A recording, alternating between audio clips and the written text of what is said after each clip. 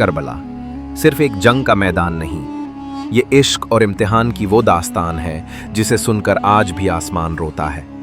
लेकिन क्या आप जानते हैं कि जब इमाम हुसैन अलैहिस्सलाम पर जुल्म की तलवारें उठीं तो आलम गैब की तमाम ताकतें भी बेचैन हो गईं? ये कहानी है जाफर जिन की, जिन्नात के बादशाह की, जो पैगंबर इस्लाम के ख़ानदान का आशिक था। जब उसे खबर मिली कि उसके मौला को प्यासा घेर लिया गया है तो जाफर ने बगैर किसी ताखीर के लाखों वफादार जिन्नात का लश्कर तैयार कर लिया। वो सब करबला की तरफ तेजी से बढ़े और नुसरत के लिए इमाम के सामने खड़े हो गए। लेकिन फिर एक ऐसा फैसला हुआ जिसने तारीख को बदल दिया।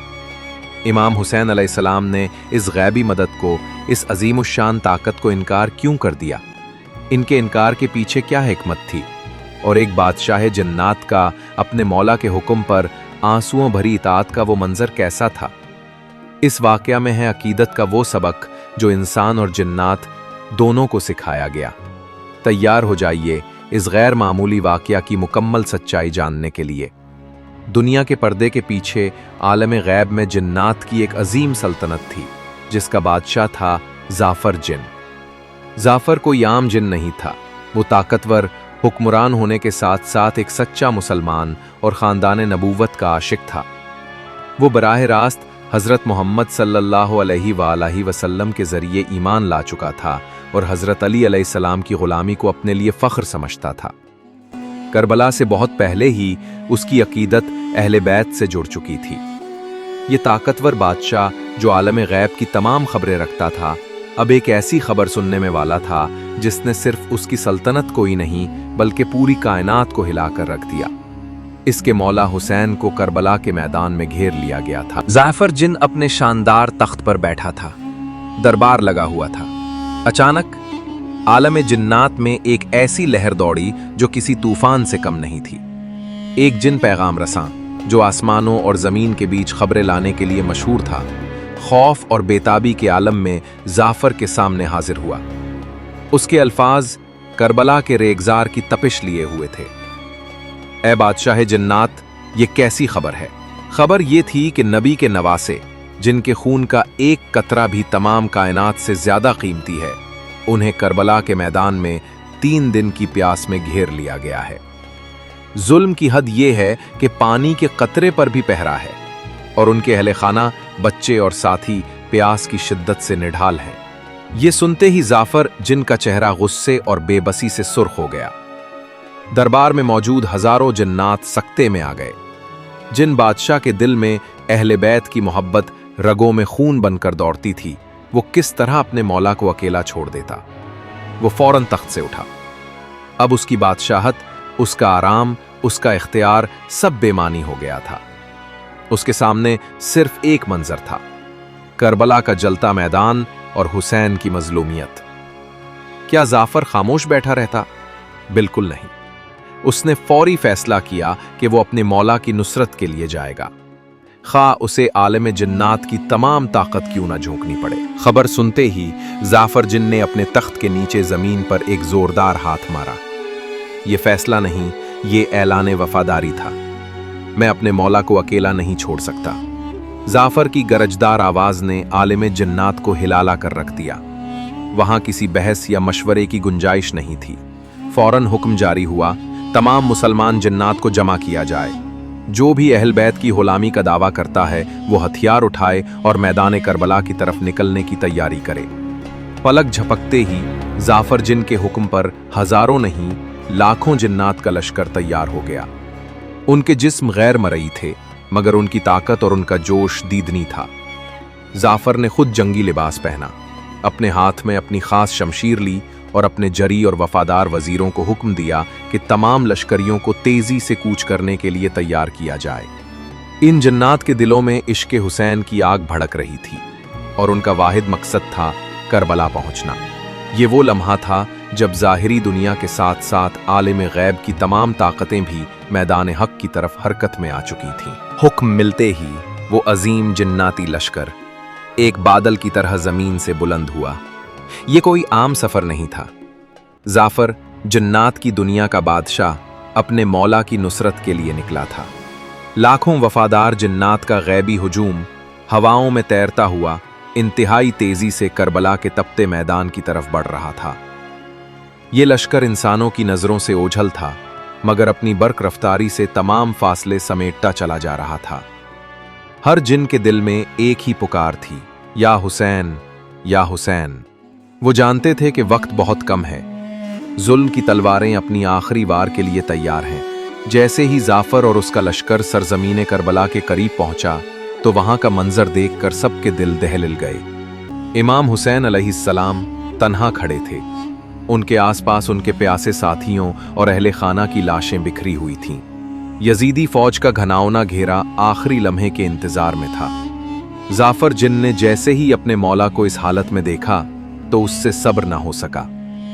वो फौरन इमाम हुसैन की बारगाह में जमीन पर उनके कदमों के पास हाजिर हुआ, मदद के लिए बेताब। जाफर जिन अदब के साथ इमाम हुसैन अलैहिस्सलाम की बारगाह में इंसानों की नजरों से ओझल हाजिर हुआ।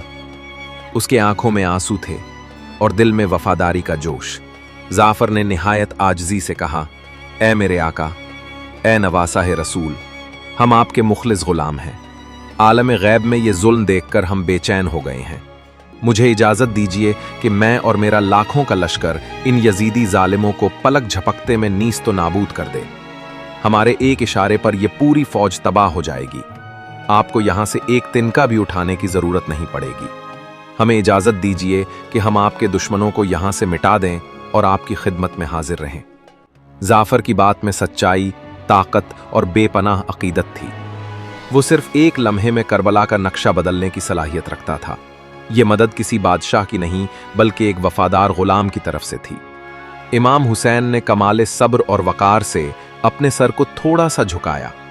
उन्होंने जाफर जिनकी अकीदत को महसूस किया, उसके जोश को सराहा, मगर उनका मकसद कुछ और था। एक ऐसा मकसद जो सिर्फ इंसानों के खून से ही पूरा होना था। जाफर जिनकी नुसरत की पेशकश सुनकर इमाम हुसैन अलैहिस्सलाम के चेहरे पर एक रूहानी मुस्कुराहट आई, मगर उनकी आंखों में मकसद की गहराई थी। इमाम हुसैन ने निहायत नरमी और मोहब्बत से जाफर को जवाब दिया, ए जाफर, ए हमारे मुखलिस गुलाम, मैं तुम्हारी वफा, तुम्हारे जोश और तुम्हारी अकीदत की कदर करता हूँ और मैं तुम्हारा शुक्रिया अदा करता हूँ। फिर इमाम ने एक ऐसी बात कही जो कयामत तक के लिए इंसानियत के लिए दर्स बन गई। ए जाफर, ये करबला, ये जंग महज कोई आम लड़ाई नहीं है।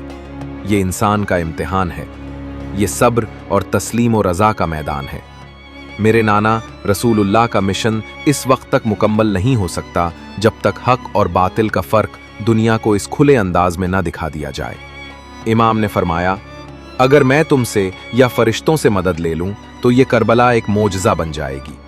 फिर इंसान ये नहीं सीख पाएगा कि जुल्म के सामने अपने खून से चराग कैसे जलाया जाता है। हमारा मकसद शहादत है, ताकि यजीदियत का चेहरा बेनकाब हो और कयामत तक जालिम और मजलूम का फर्क वाज़े रहे। इमाम ने मजीद फरमाया, तुम्हारा काम तलवार उठाना नहीं, बल्कि तुम अहले बैत से ताल्लुक रखने वाले जिन्नात हो। तुम जाओ और हमारी शहादत पर आलिम गैब में गिरिहा व मातम करो और नौहा खानी करो, ताकि ये गम हमेशा ताज़ा रहे। जाफर जिन पर इमाम का जवाब बिजली बनकर गिरा। उसे समझ आ गया कि ये कोई दुनवी जंग नहीं, बल्कि आसमानी इम्तिहान है, जिसमें सिर्फ इंसानों को अपनी कुर्बानी पेश करनी है। इमाम हुसैन अलैहिस्सलाम का हकीमाना जवाब सुनकर जाफर जिनका सर झुक गया। वो अपने मौला के हुक्म के सामने बेचूं व चरा तस्लीम हो गया। उसे यकीन आ गया कि ये इम्तिहान सिर्फ इंसानों के लिए है और इमाम का मकसद सिर्फ और सिर्फ कुर्बानी है। इताअत का तकाजा था कि वो हुक्म मान ले, मगर इश्क का तकाजा था कि वो गम में डूब जाए। जाफर जिन, जो लाखों जिन्नात का बादशाह था, बल्क बलक कर रोने लगा। उसकी आंखों से आंसुओं की झड़ी लग गई। उसके पूरे लश्कर पर गिरिए तारी हो गया। वो सब हुसैन की मजलूमी और प्यास पर चीखो पुकार करने लगे, जिसे सिर्फ आलिम गैब की मखलूक ही सुन सकती थी। या हुसैन, हम आपके हुक्म के गुलाम हैं। जाफर ने आखिरी बार अपने मौला को सलाम किया, इजाजत चाही और अपने पूरे जिन्नाती लश्कर को वापस जाने का हुक्म दिया। वो करबला से इस तरह वापस पलटा जैसे उसके दिल का एक टुकड़ा वहीं प्यासे मौला के कदमों में रह गया हो। कहा जाता है कि जब करबला की शहादतें हुईं तो जाफर जिन ने और उसके पूरे कबीले ने अज़ादारी और मातम किया, और आज भी वो जिन्नात करबला के इस अजीम गम पर नौहाखानी करते हैं, जो शहादत की दास्तान को इंसानों के साथ साथ आलिम गैब की ज़बान से भी बयान करती है। ये थी वो पुरअसरार दास्तान जो हमें सिखाती है कि इमाम हुसैन का मकसद सिर्फ तलवार की जंग नहीं, बल्कि इंसानों के लिए हक और बातिल के दरमियान वाज़ेह फ़र्क कायम करना था। और जाफर जिन की वफादारी हमें सिखाती है कि इश्क और इताअत मखलूक के हर तबके के लिए लाजिम है। बेशक हुसैन किसी एक इंसान के नहीं, पूरी कायनात के हैं,